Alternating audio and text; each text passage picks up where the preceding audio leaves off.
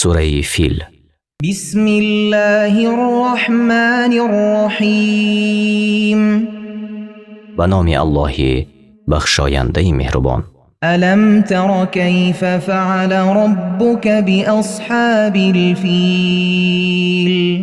ای پیامبر، آیا ندانستی که پروردگارت با اصحاب فیل چی کرد؟ آنهایی که میخواستند که خانه کعبه را ویران کنند. الم یجعل کیدهم فی تضلیل.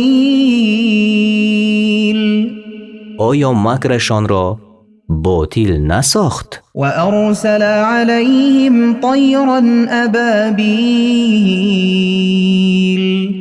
و بر سر آنها پرندگانی گروه گروه فرستاد. ترمیهم بحجارة من سجیل.